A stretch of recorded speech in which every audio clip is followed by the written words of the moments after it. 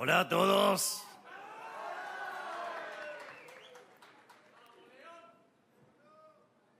Antes de arrancar con la formalidad del discurso, quiero contarles algo que me surgió mientras que veía exponer a los maravillosos ministros que tengo y a los que tanto le estoy agradecido por estar haciendo el mejor gobierno de la historia argentina.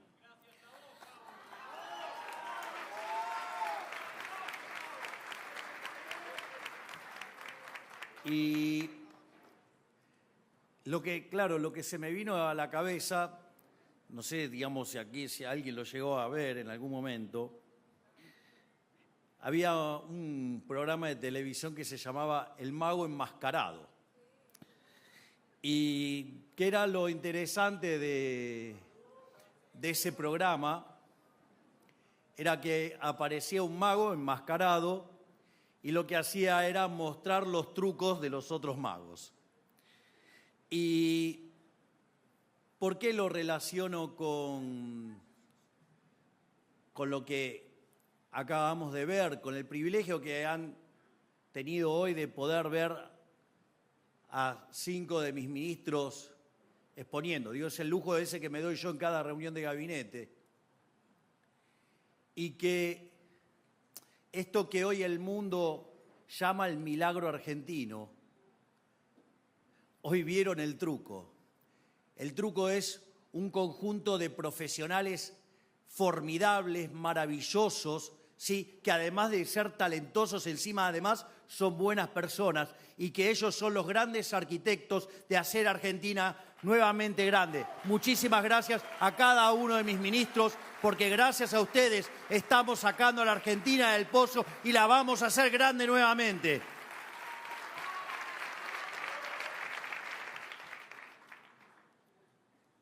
Así es que, dándole las gracias a estos maravillosos. Es más, no estuvo exponiendo, pero también es otro crack que anda ahí, que es el doctor Demian Reidel, digamos, quien va a ejecutar el plan nuclear argentino. Gracias, Mario. Gracias, Federico. Gracias, Toto. Gracias, Martín. Gracias, jefe. Gracias, Sebastián. Gracias, Patricia. Gracias, Mariano. Gracias, profe. Gracias, Manuel. Y gracias a todos los que están acá.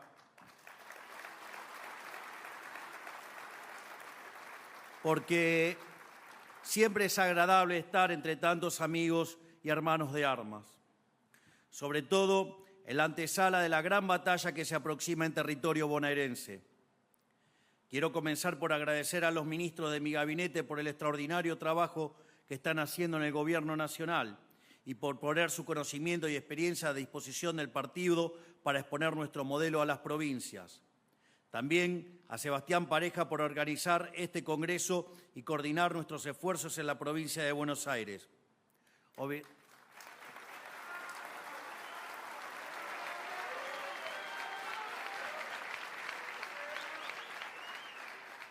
Y obviamente a mi amigo el profe Espert, por ser nuestra punta de lanza en esta provincia injustamente castigada por las décadas de desidias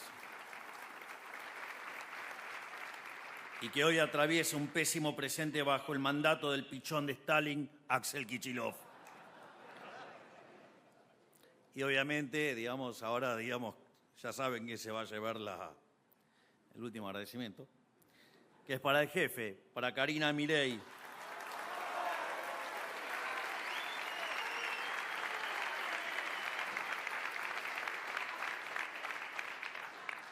Quien se cargó la titánica tarea de organizar el Partido Nacional desde cero en menos de 2 años, que nos dio una alegría enorme junto a Dorni en Capital Federal hace tan solo un mes.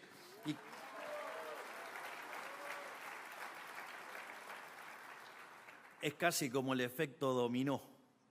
Gracias, Manuel. Gracias. ¿Saben lo que debe ser mi vocero?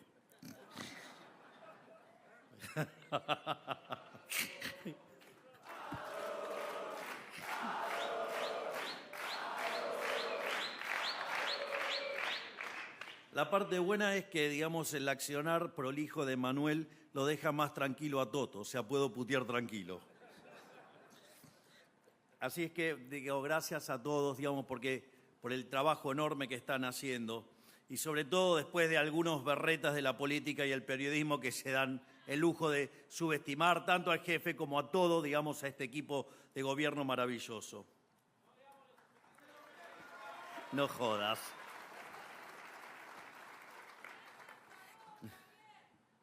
Yo solamente determino el rumbo. Ellos son los arquitectos. Ellos son los que están haciendo grande Argentina.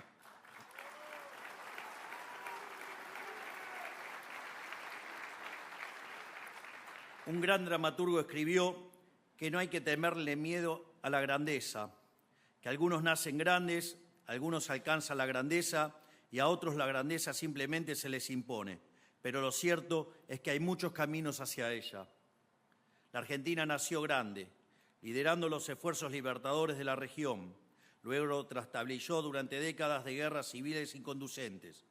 Después volvió a alcanzar la grandeza, gracias a la gesta civilizatoria de la generación del 80. Y muchos años después, la casta política dilapidó los frutos de aquel trabajo para enriquecerse y para montar un Estado omnipresente que, lamentablemente, nos trajo hacia acá. Es decir, agrandar el Estado nos hace más pobres, como decía Federico. El Estado presente es el ajuste, porque alguien lo tiene que pagar. Entonces, o los pagamos con impuestos, o sea, nos quitan nuestros ingresos, o lo pagamos con impuestos implícitos, ocultos, como son la inflación, o lo pagamos con impuestos futuros, que es deuda y es cargarle la fiesta de las generaciones, digamos, la fiesta presente a nuestros hijos, a nuestros nietos y a las demás generaciones. Entonces, lo que estoy tratando de decir es que la historia está llena de bifurcaciones, de momentos de cambio y, en consecuencia, de oportunidades para ser escrita, oportunidades para alcanzar grandeza o para perder la grandeza alcanzada por otros. Por eso, el gran desafío para convertir nuestros planes en realidad efectiva es saber interpretar el espíritu de la época, saber sintonizar con la historia. Maquiavelo decía, la fortuna varía y los hombres, obstinados en su modo de proceder, prosperan mientras armonizan con ella y fracasan cuando divergen. Hoy es el momento de la libertad y tenemos que sintonizar con la libertad para hacer grande a la Argentina nuevamente.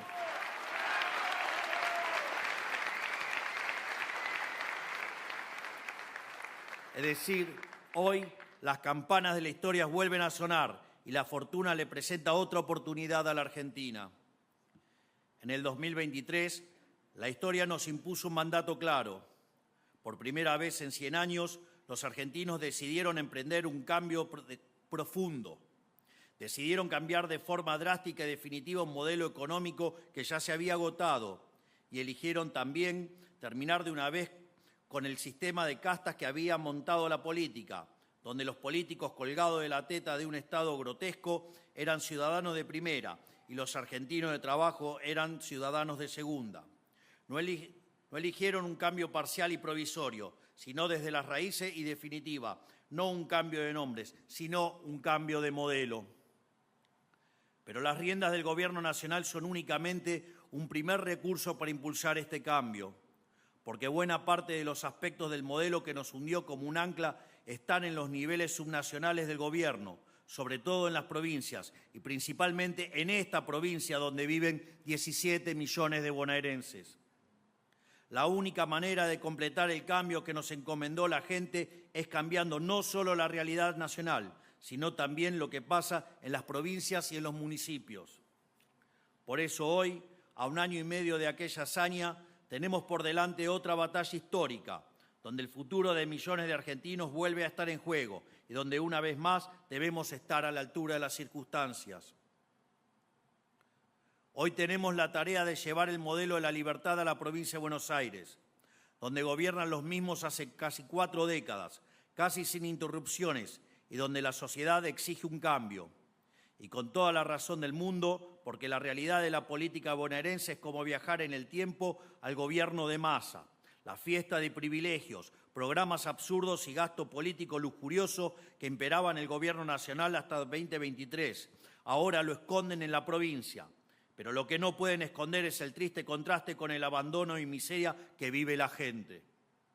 Para que entendamos el estado actual de la provincia de Buenos Aires, hoy en manos de la otrora ministro estrella del kirchnerismo, vayamos a lo que realmente importa, los datos, porque como decimos, incluso desde antes de entrar a la política, dato mata relato.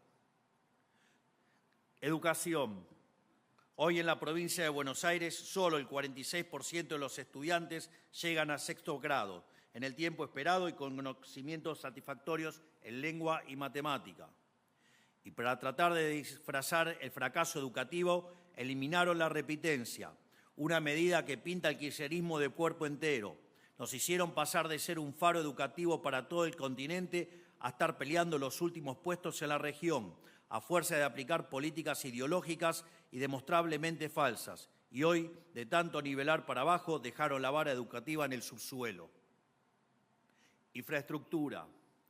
Por otra parte, según el último censo, un 23% de las viviendas no tienen conexión a la red de agua potable. Solo el 60% cuenta con cloacas y solo el 65% posee gas de red. Este es el legado de los amantes de la obra pública.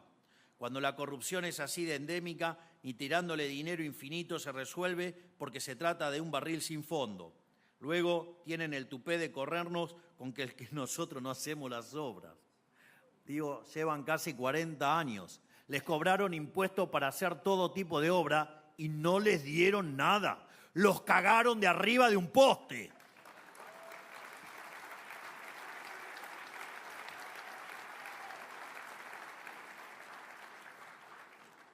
Inseguridad y justicia. En seguridad, décadas de garantismo enfermo que trata al delincuente como víctima de la sociedad y desprotege a la verdadera víctima que es la gente, han dejado los resultados a la vista. En el año 2024, La Matanza tuvo el doble de homicidios per cápita que la tasa nacional. Casi 1 de cada 5 homicidios en la provincia ocurren en La Matanza, una fortaleza histórica del peronismo.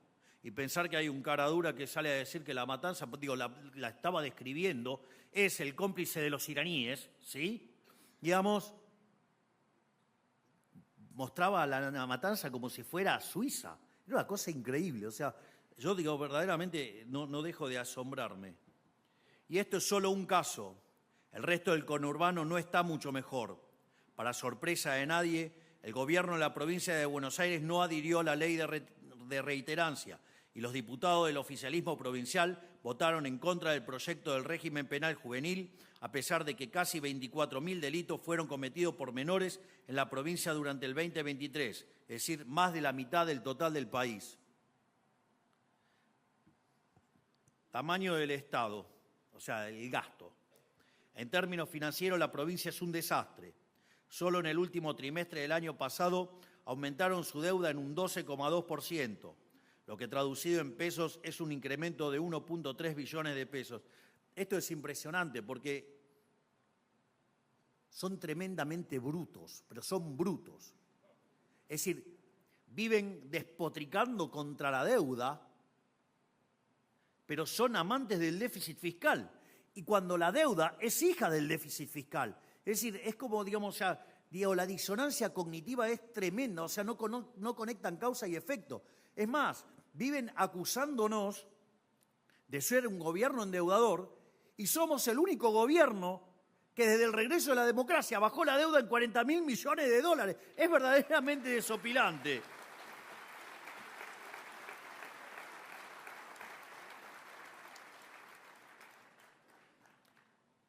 Entonces, por un lado, este dato es horrible porque de aumentar esa tenencia trimestral a trimestre, en un año aumentaría su deuda en casi un 60%. O sea, ¿se imaginan? Es como si nosotros a nivel nacional la deuda de cerca de 500.000 millones de dólares metiéramos 300.000 millones de dólares más. Digo, que dicho sea de paso, es toda la deuda que metió el kirchnerismo, digamos, desde que está en el gobierno. Pero por otro lado, dado su déficit de 1,5 billones de pesos, las amortizaciones por vencimiento de la deuda anterior equivalentes a 0,9 billones y la inversión financiera que equivale a 28 millones más. Las necesidades de financiamiento entonces hoy equivalen a 2,5 billones de pesos. O sea, tienen un descontrol de los números. ¿Pero qué quieren? Si, digamos, el soviético suma con dificultad, no puede sumar ni con un ábaco.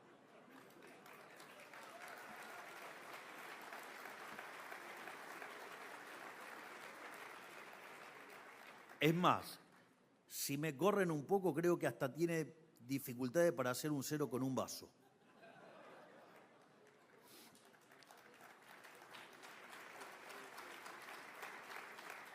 Es más, uno se preguntaría, ¿cómo se pueden juntar estos 2,5 billones?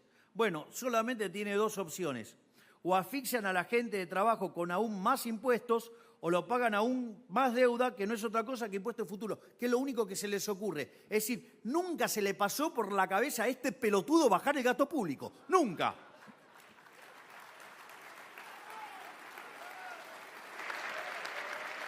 Ahora, digo, no tiene el monopolio de la pelotudez, ojo. Digo, teníamos otro pelotudo, digamos, que lo apodaban el pasante, que es, digamos, no sé si se acuerdan del chanta ese, Martín Guzmán.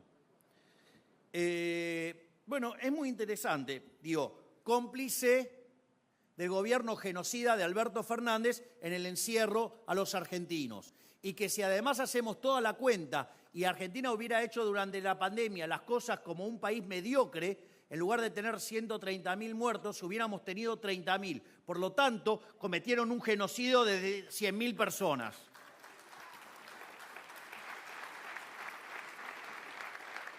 Ese impresentable que se quedó callado cuando seguían dejando encerrada a la gente porque les convenía en las encuestas, un día estaba en un reportaje en el programa de Antonio Laje, es imperdible. Agarra a Antonio Laje y le dice, bueno, está el déficit fiscal. Digo, hemos probado de todo. Digo, ¿por qué no probamos una vez con el gasto público? ¿Por qué no probamos con ajustar el gasto público? Y el tipo dice, no, ajustar el gasto no. Es decir, esto es interesante. Yo, digamos, lo tuve que padecer siendo diputado nacional por la Ciudad Autónoma de Buenos Aires, cuando mandaron el presupuesto, y él decía, en un contexto donde supuestamente bajaban el déficit fiscal, algo que nunca lograron tampoco, pero al margen de eso, los números que mostraban, había una mejora del resultado fiscal. Y lo interesante es que eso ocurría con un aumento del gasto público en términos reales. Y él decía, no, acá no hay ajuste. No, claro, en el gasto público no había ajuste. Es decir, le estaban rompiendo el culo al sector privado de una manera homérica. O sea, y el tipo lo decía suelto de cuerpo, porque esto es muy interesante, porque va en línea con lo que dijo Federico, con lo que dijo el Toto. Es decir, estos tipos lo único que les importa es robar. Entonces, para ellos, ajuste tenía que ver si tocaban o no el gasto público. Pero eso de que no había ajuste porque el gasto público subía, hacía desangrar al sector privado, que es el que genera, digamos, la riqueza. Hoy Argentina es novedad en el mundo. Digo, tengo que decir, digamos, Toto ha sido elegido el mejor ministro de Economía del mundo. Federico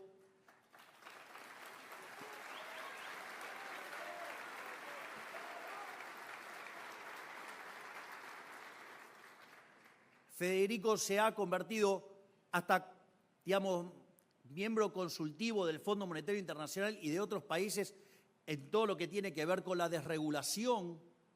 Es más, en medio de todo este ajuste, el propio equipo del Fondo Monetario Internacional llamó a Patricia para decir cómo hicieron semejante ajuste y mantuvieron el orden social.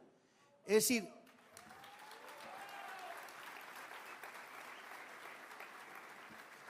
y lo más interesante es que en el caso argentino se destaca este resultado impensable, que es el ajuste expansivo. Es decir, nosotros ajustamos 15 puntos del PBI, 5 en Nación, en el Tesoro, 10 en el Banco Central, y cuando predecían un cataclismo, que íbamos a hundirnos en una gran depresión, al margen que decían que no íbamos a terminar con la inflación, algo con la cual la estamos aniquilando. ¿Qué es lo interesante? Entre puntas el PBI creció 6%. En el primer trimestre lo está haciendo también al 6%. En el segundo trimestre lo está haciendo al 8%. Y además, el gobierno de los desalmados liberales bajó la pobreza en 10 millones de personas. O sea, un verdadero milagro. Pero ya saben el truco. El truco es toda esta gente tan talentosa.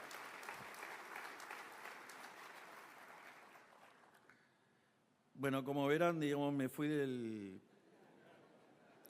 Con lo cual tengo que volver a la crítica a la provincia de Buenos Aires. O sea, esto de los 2.5 billones y cómo lo financiamos. Se supone que tengo los papeles para no hacer esto, pero es más fuerte que yo.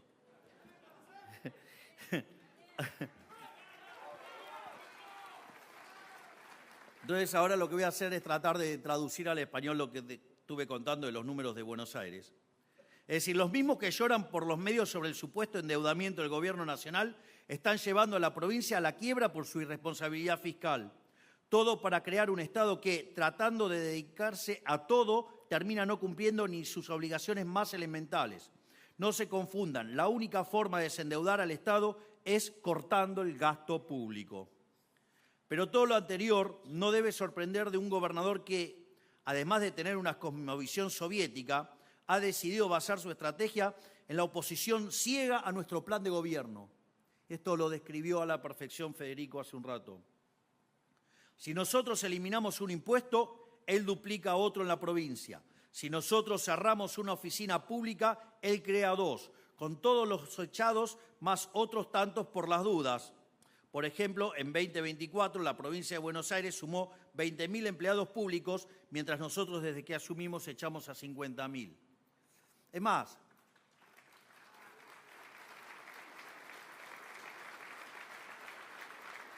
digamos, una de esas personas que echamos fue reabsorbida y protegida por Kicillof y es la que fue a tirar mierda a la casa del profe Espert.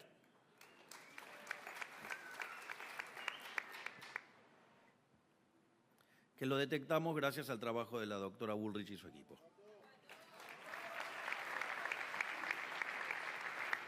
Esto es, mientras nosotros pasamos la motosierra, él se dedica a gastar lo que no tiene.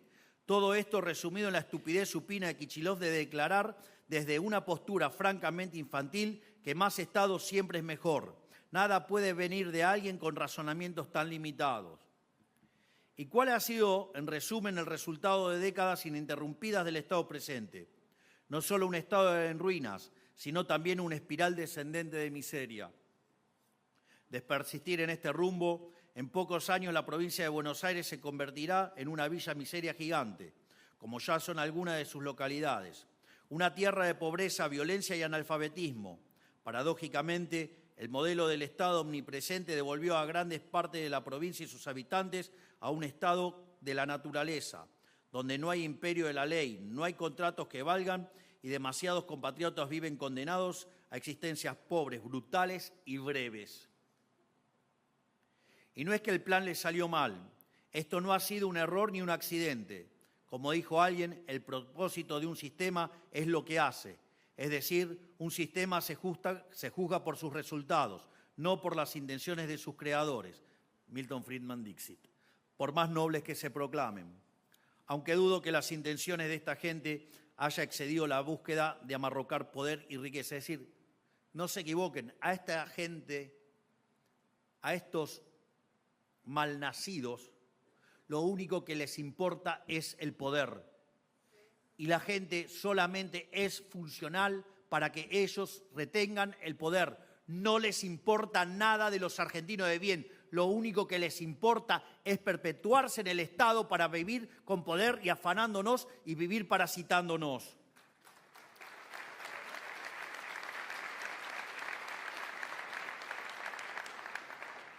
Lo que sucede simplemente es que está llevando sus últimas consecuencias la receta que destruyó al país los últimos 100 años. En materia económica están llevando a la conclusión lógica, la presión tributaria imposible. Por eso nadie quiere invertir ni generar empleo. Digo, esto lo mencionaba recién Toto, digamos, donde el número de empresas está fijo en Argentina desde el año 2008. La cantidad de empleos está fija desde el 2011. Es decir, el kirchnerismo y el Estado presente ha sido la máquina de destruir riqueza. Por eso, digamos, Argentina, desde que empezó a abrazar las ideas socialistas allá, digamos, a inicios del siglo XX, de ser uno de los países más ricos del mundo, cuando nosotros llegamos, estábamos 120.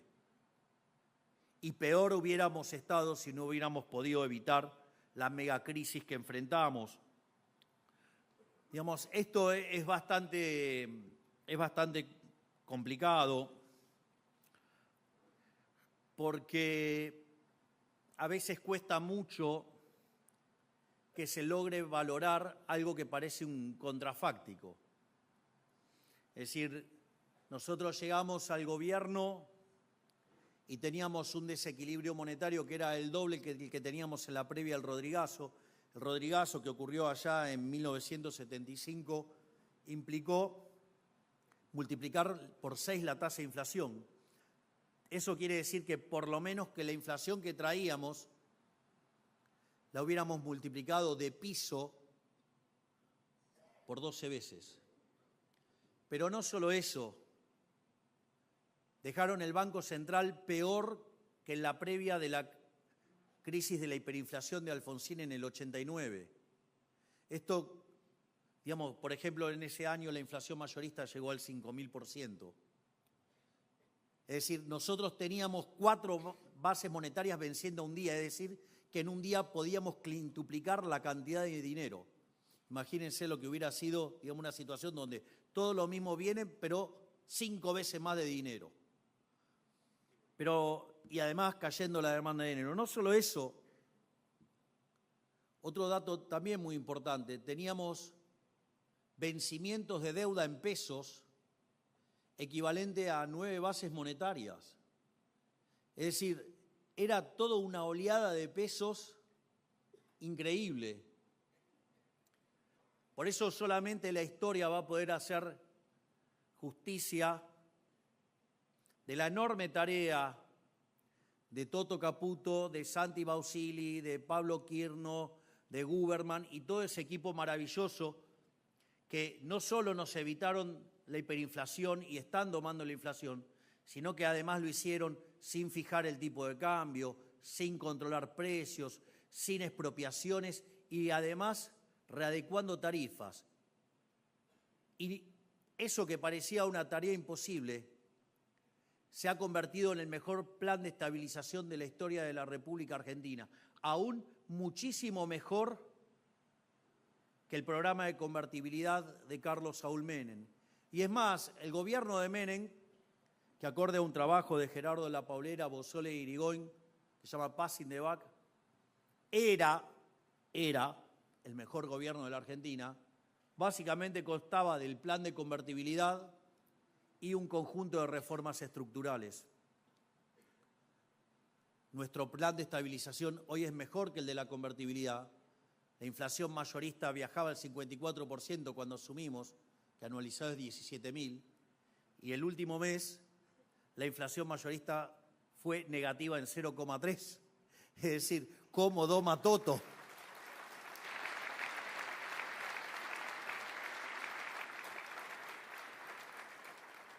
Pero no solo eso. De la mano de todo el equipo y muy especialmente de Federico Sturzenegger, las reformas estructurales que llevamos hechas a 1 año y medio de gobierno son 25 veces más grandes que las que hizo el gobierno de Menem. Hemos hecho las reformas estructurales más grandes de todos los últimos 100 años, todos juntos. Por lo tanto, no tengan duda, defiendan este modelo, porque somos el mejor gobierno de la historia argentina.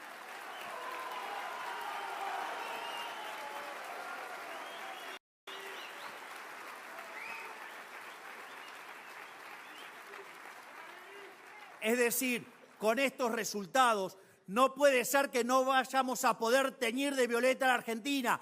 Los argentinos vamos a teñir de violeta la Argentina.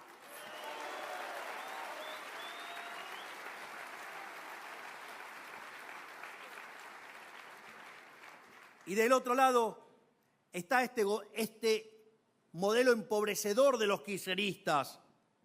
Y en eso es que fue imposible que alguien quiera invertir, que alguien genere empleo. Y por eso todos los días una empresa nueva fuga su domicilio fiscal del conurbano a la capital. Esto es muy interesante, el trabajo enorme que está haciendo Diego Valenzuela. En economía hay algo que se llama votar con los pies. Es sobre un trabajo de un economista húngaro que se llamaba Tibú. ¿Y qué es lo que está haciendo Diego? Diego lo que está haciendo es ir bajando tasas y se pone más competitivo respecto a los otros municipios. Entonces, estamos dando la batalla desde la nación, estamos dando la batalla en algunos municipios. Imagínense lo que vamos a hacer cuando todo el país esté pintado de violeta.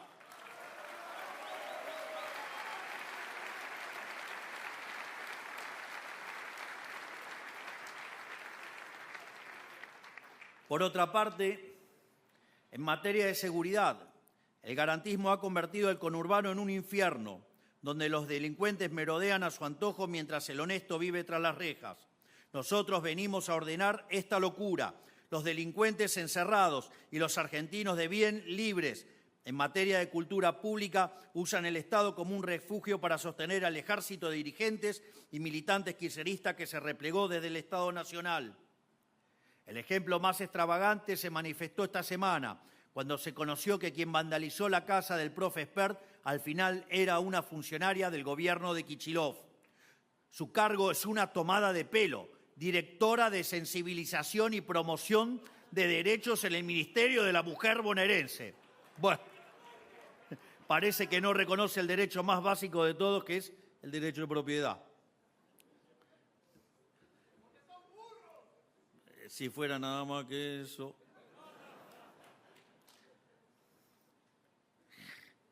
Se me ocurrió decir algo, pero no importa. Sigamos. No, vamos a continuar. Sigamos con el discurso. Son burros sin el atributo. Digo, Kicillof es el burro en nuco.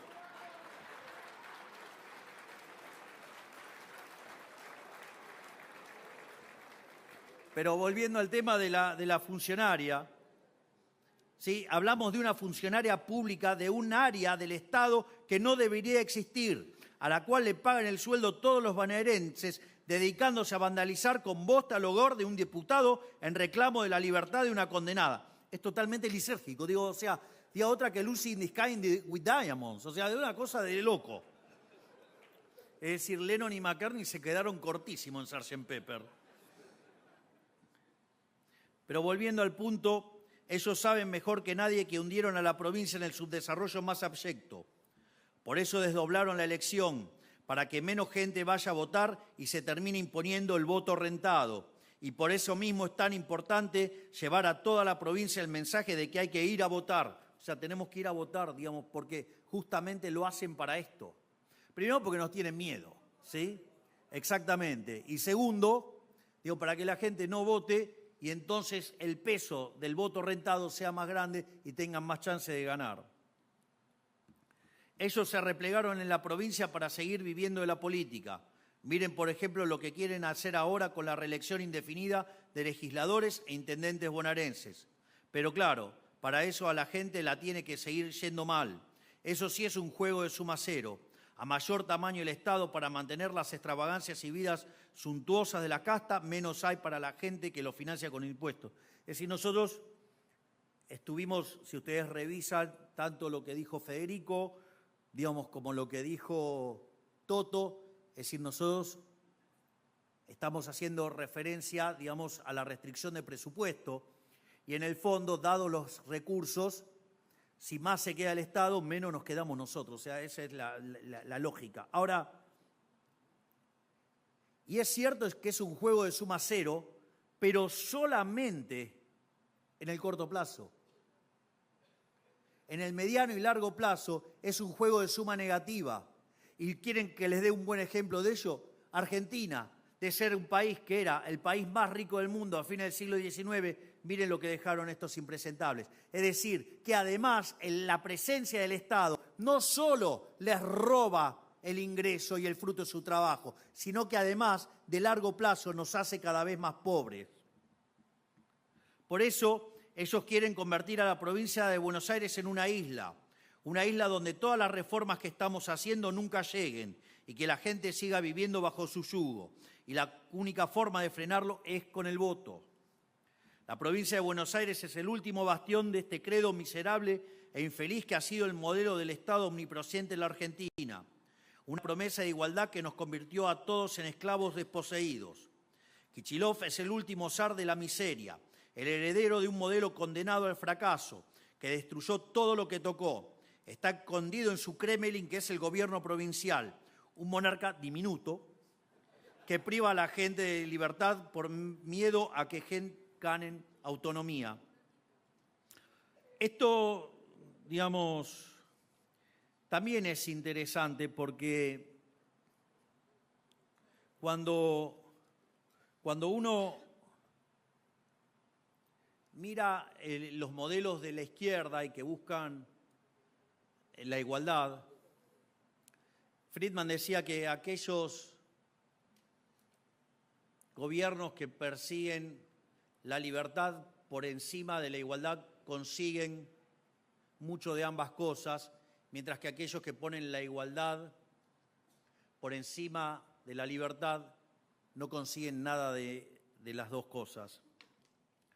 Hay, digamos, varias explicaciones en términos de incentivos, hay muchísimas explicaciones por qué, digamos, la justicia social es injusta, por qué, digamos, el Estado presente nos arruina la vida, pero una forma de atacarlos directamente, digo, porque esto es clave en la batalla cultural, tal como lo señalaba Toto. Nosotros tenemos 3 líneas de acción. Tenemos la gestión, y de hecho somos el mejor gobierno de la historia, a pesar de llevar 1 año y medio. Tenemos la pata política. Digo, esto, digamos, es parte, digamos, de la pata política, porque para hacer estas cosas necesitamos ganar elecciones y poder cambiar las cosas también desde el Congreso. Y la batalla cultural. Una de las cosas que claramente uno ve en estos depravados de la igualdad es esta idea de que quieren todos iguales. Y uno les suele decir que estas ideas socialistas, porque en el fondo son todos socialistas pero de distinto color o de distinto pelaje, lo único que hacen es igualar para abajo. Y ellos jamás dicen eso, no, que ellos no quieren igualar para abajo, ellos dicen que quieren igualar para arriba. Esto lo voy a hacer entonces con un ejemplo bien básico, digamos lo que se diría APB, o sea, apto para boludos. Es decir, creo que si lo explico bien lo va a poder entender hasta Kicillof.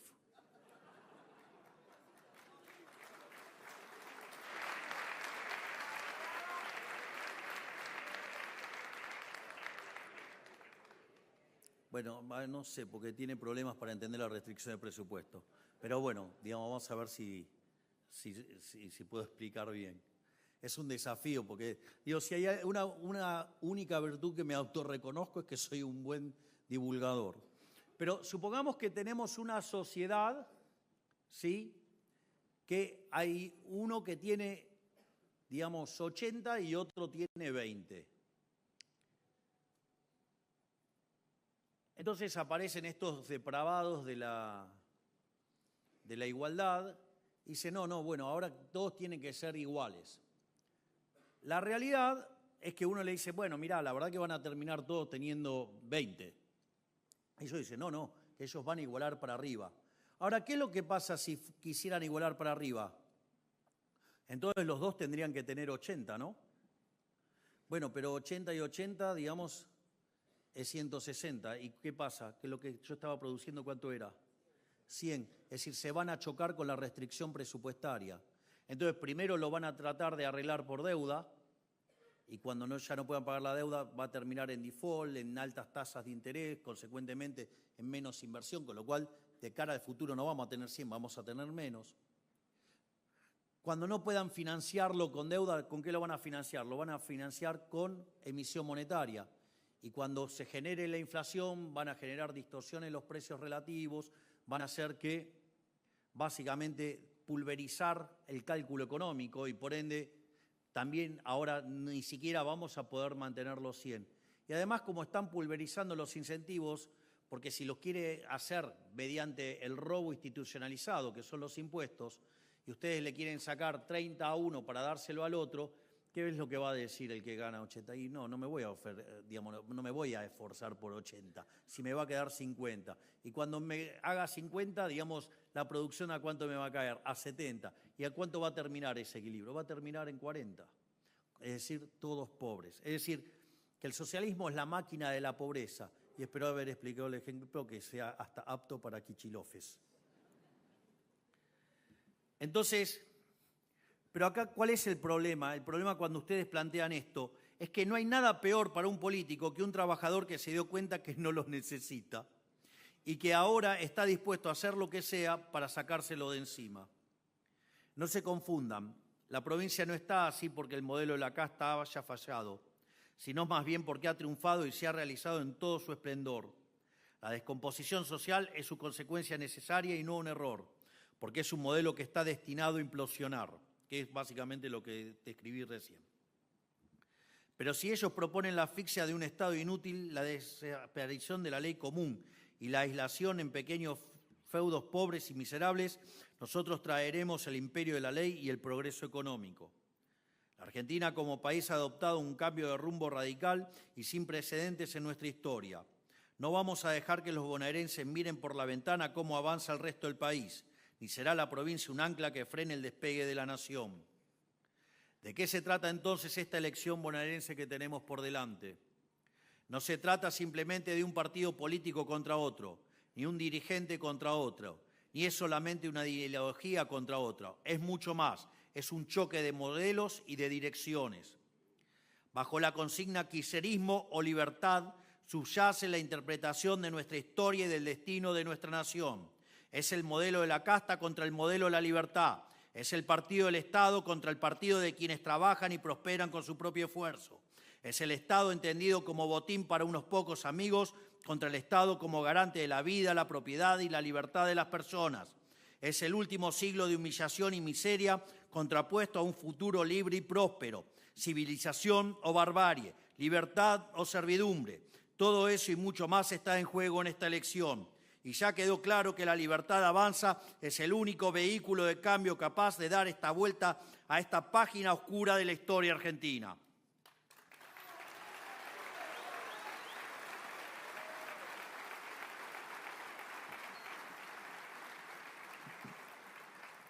Pero así como conocemos al enemigo, debemos tener bien claro lo que somos nosotros. Ante todo, no somos simplemente un partido político, no nos basamos en las fórmulas fracasadas del último siglo, no venimos a llenarnos los bolsillos a costa del pagador de impuestos, somos la expresión de una época, la respuesta a décadas de frustración por tener la bota del Estado en el cuello las 24 horas del día, con toda la capacidad y las ganas de progresar, pero atado de pies y manos por un sistema parasitario. No gobernamos en base a encuestas como lo hacen los demás partidos. Decimos lo que pensamos y hacemos lo que hay que hacer, porque no puede tener éxito un partido que tiene que andar preguntándole a la gente para qué lado sopla el viento. Las soluciones verdaderas tienen tiempos largos de aplicación y suelen ser en principio impopulares. No prometimos que el camino sería fácil, prometimos que el camino sería el correcto. Nosotros hemos demostrado que estamos dispuestos a cargar con esta cruz, incluso aunque nos costara nuestra propia reputación. Es decir, y vaya cómo pusieron el culo en la silla eléctrica cada uno de estos ministros. Por eso son verdaderos héroes.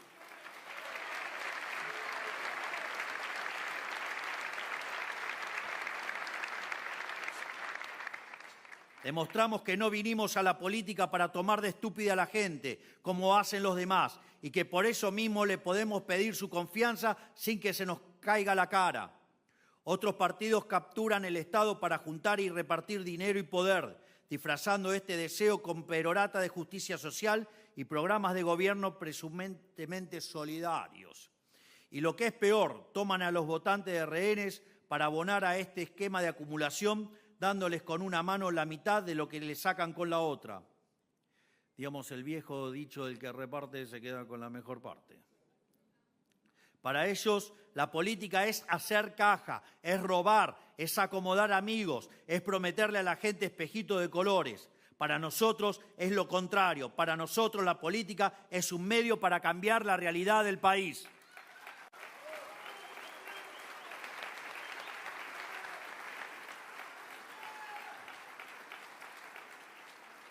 Por ejemplo, hace apenas unas pocas horas acabamos de anunciar la eliminación de la jornada no laborable por el Día del Empleado Público, porque entendemos que no puede tener privilegios sobre el empleado del sector privado, que es quien que le paga el salario y no le regala ningún feriado. Esa es la esencia de nuestra gestión.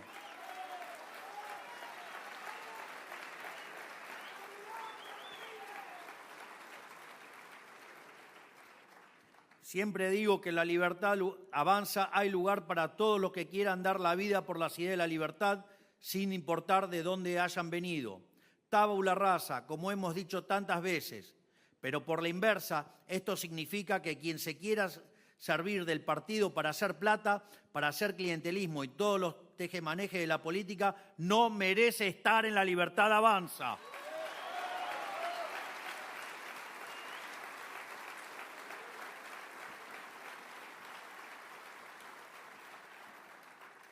Este es el gran mandato, ser un partido distinto a todos los partidos que existieron en la Argentina.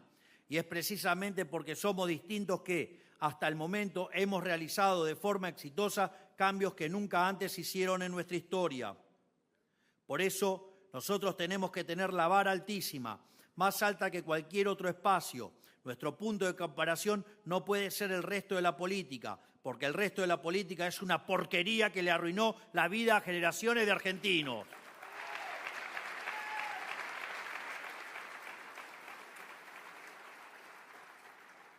Y teniendo bien en claro lo que somos en primer lugar, es que hemos comenzado a trabajar. Tenemos una única misión, hacer a la Argentina grande otra vez, lograr que el país vuelva a recuperar ese lugar entre las potencias del mundo que perdió por causa de una clase política intervencionista, miope y mediocre. Tomar de nuestra historia lo que funcionó y volver a aplicarlo, como fue el caso de la generación del 80.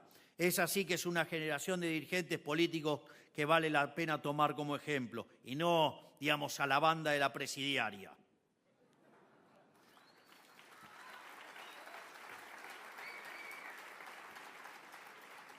Aquella generación de grandes hombres estabilizó el país y gobernó durante décadas compartiendo un conjunto de directrices que nos hicieron prosperar. Es cierto que haya pasado más de un siglo y que el contexto es otro, pero quien crea que esos principios elementales han cambiado están profundamente equivocados. Por eso los que dicen que somos un experimento no han entendido nada. Experimentos han sido los 100 años de socialismo de los distintos pelajes con los que hemos sufrido y nos han empobrecido. Experimento es el kirchnerismo y los resultados están a la vista de todo. Solo han sido positivos para los políticos y sus amigos. Bueno, por eso los estamos mandando presos. Van a terminar presos.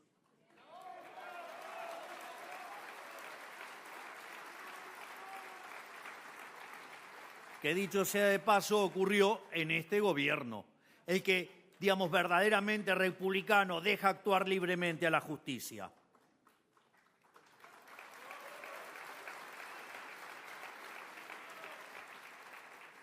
En definitiva, nosotros aplicamos lo que sabemos que funcionan, las ideas de la libertad, que han tenido éxito en todo tiempo y lugar que se aplicaron, que han sacado a miles de millones de personas de la miseria y han hecho de Occidente la hazaña civilizatoria más grande de la historia humana.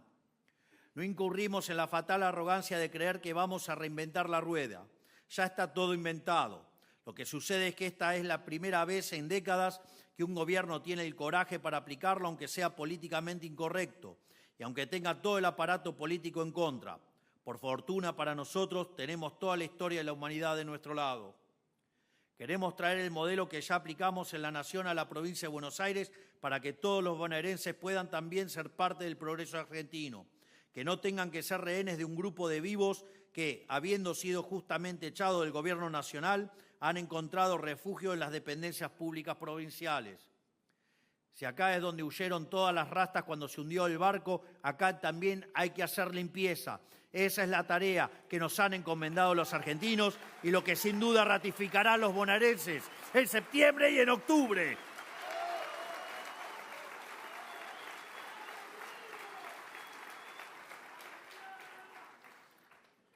El 10 de diciembre de 2023 llegamos al Gobierno Nacional con las ideas de la libertad y con las intenciones de llevar a cabo un cambio profundo y duradero.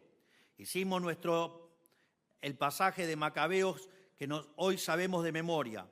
La victoria en la guerra no depende de la cantidad de soldados, sino de las fuerzas que vienen del cielo.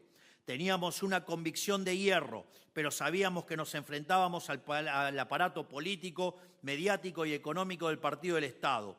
Era una verdadera lucha entre David y Goliat. Les voy a pasar un dato, esto lo dice Nietzsche. Uno dice la lucha entre David y Goliat, claro, porque eso es lo que se ve en apariencia, el chiquitito contra el gigante. Pero en realidad, a la luz de los resultados queda claro, el grande, el gigante, terminó siendo el que parecía chiquito, que fue Goliat, porque de su lado lo tenía a Dios, lo tenía a Hashem, lo tenía el creador del universo, y por eso le ganó. Y el Estado es la encarnación del mal, y vamos a terminar con todos estos parásitos mentales del partido del Estado.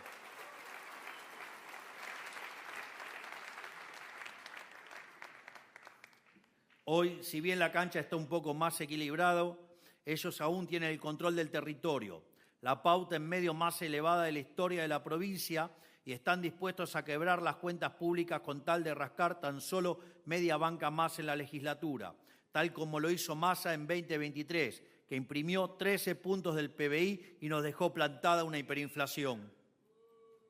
Es interesante, ¿no? Todavía tiene guardado el libro de por qué iba a fracasar nuestro programa y él volvía.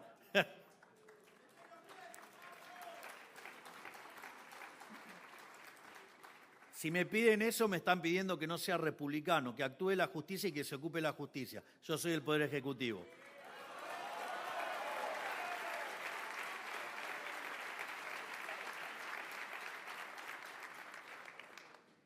La revolución económica no ha hecho más que comenzar y por ello sus resultados aún no son evidentes para todos.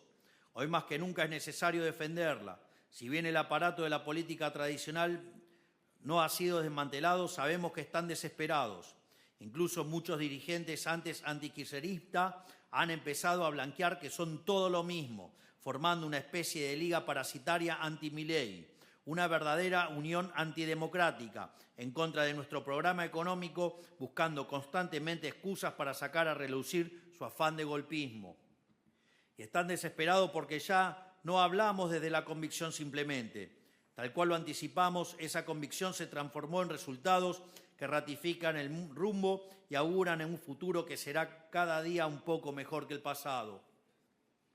Los datos están de nuestro lado e indican que día a día los argentinos viven un poco mejor, y eso es lo peor que le puede pasar al kirchnerismo, que minuto a minuto se ve desvanecer sus chances de volver al poder. Saben que el proyecto de nación que estamos construyendo implica un futuro para todos los argentinos de bien, un futuro que viene a reemplazar la vida cortoplacista que propone la miseria inflacionaria planificada. Cada reforma que hacemos es un clavo al ataúd kirchnerista. Cada pasada de la motosierra los aleja más del calor del poder al que se han vuelto adictos. Por eso harán lo que sea para ganar, porque no hay nadie más peligroso que alguien desesperado. Ya hemos demostrado lo que somos capaces de hacer a nivel nacional, a punto de que el mundo nos ha tomado como el ejemplo a seguir. Ahora vamos a profundizar el trabajo, vamos por la provincia de Buenos Aires, vamos a llevar las ideas de la libertad al último rincón de la Argentina, porque la única forma de transformar el país para siempre es desterrando el modelo de la casta y abrazando la libertad en todas las provincias. Creo que he sido claro, el enemigo ha sido identificado, los términos de la batalla han sido definidos y somos conscientes de lo que está en la balanza. En esta elección se pone en juego que por primera vez en años los bonaerenses vean un atisbo de esperanza en lo que hasta hace poco era una causa perdida. Está en juego que la provincia siga en el espiral de declive en el que está producto del modelo de la casta o que finalmente un cambio de rumbo de 180 grados como lo que se hizo en el gobierno nacional. Como ya he dicho en otra ocasión, servimos a una causa mucho más grande que nosotros mismos, la que compartimos con los grandes hombres de nuestra patria que la precedieron, gigantes sobre cuyos hombros estamos parados y a quienes debemos honrar junto con los millones de argentinos que han puesto su confianza en nosotros. Le pido que retomemos la épica y la fuerza y el coraje y el camino de grandeza que nos dejó la generación del 37, que nos dejó Juan Bautista Alberdi, Urquiza, Mitre, Avellaneda, Sarmiento, Mitre, Roca, Pellegrini, aquellos hombres que hicieron de Argentina el país más rico del mundo y lo hicieron abrazando las ideas de la libertad.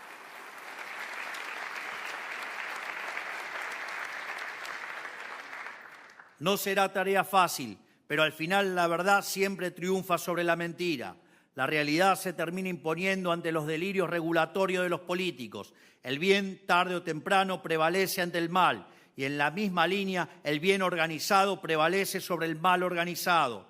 Les pido que la gente hagan frente con honor y seriedad a este gran reto que tenemos por delante, conscientes de que hemos sido llamados para ser instrumentos de la voluntad de un pueblo asfixiado y golpeado, que no buscamos el bronce propio, sino servir al soberano pueblo argentino. En definitiva, que Dios bendiga a los argentinos, que Dios bendiga a los bonaerenses, que las fuerzas del cielo nos acompañen y ¡viva la libertad, carajo! ¡Viva la libertad, carajo! ¡Viva la libertad, carajo!